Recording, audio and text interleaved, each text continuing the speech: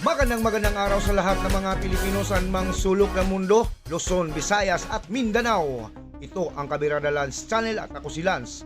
Para sa hindi pa nakapag-subscribe, paki-subscribe naman at paki-like and share. At kung meron kayong masasabi sa video ito, paki-comment at pag-usapan natin sa comment section para naman tayo magsama-sama panghabang buhay. Paki-hit ng notification bell at tayo magsama-sama forever. Okay, nandito na ang balita.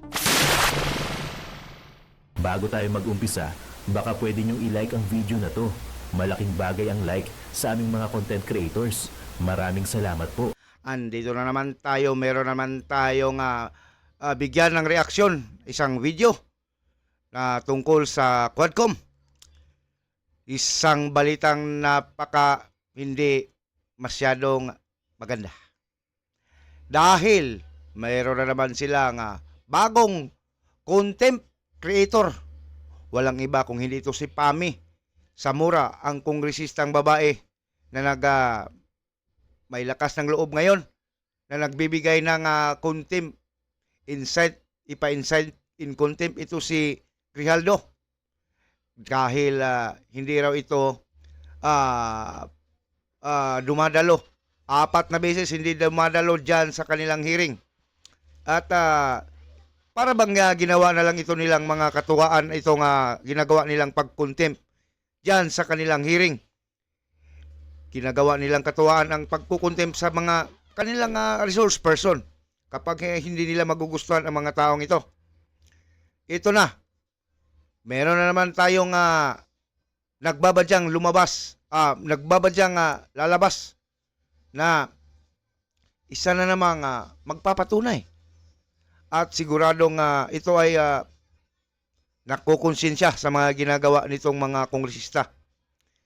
Nagparinig itong ating mga kaibigan dyan sa Net25 na mga miyembro ng Iglesia ni Cristo na para bang meron ng lalabas na susuporta dito kay Grijaldo. Lalabas na mga sasabihin nating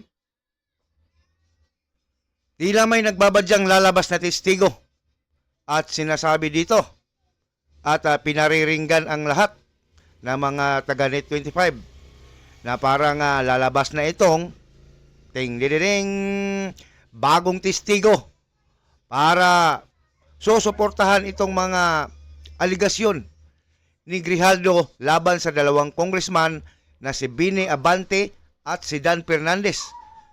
At lalong-lalo na madadamay dito itong si Trillanes.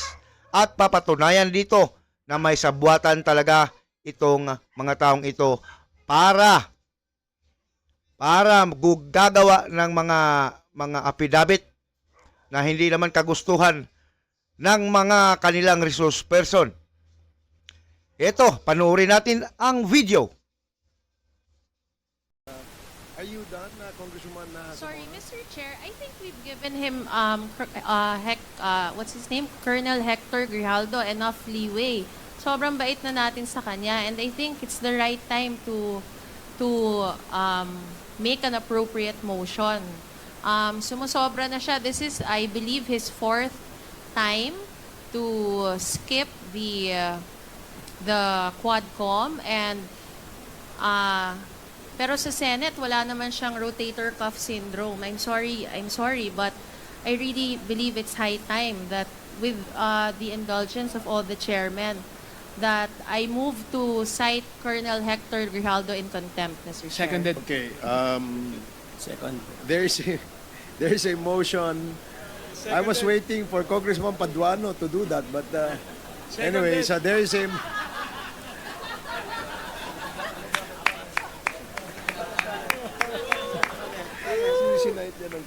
So there is a motion to cite Colonel Hector Grijaldo in contempt for failing to attend the committee hearing of the Quadcom for the 4th time, if I'm not Yes, mistaken. Mr. Chair. 4th time.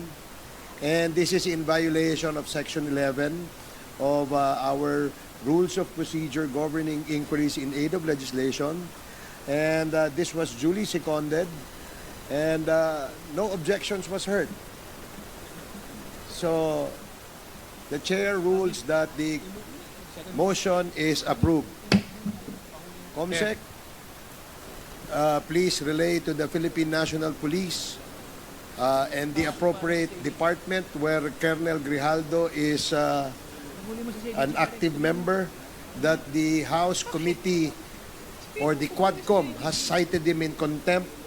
Therefore, ang kasunod po nito ay isang order na manggagaling sa committee ito to arrest Colonel Hector Grijaldo for violating the rules of procedure governing inquiries in aid of legislation of the House of Representatives. Mr. Chair, And yes, may I also further move that the contempt order be effective until the Quadcom delivers its committee report. so there is a motion as well to Seconded.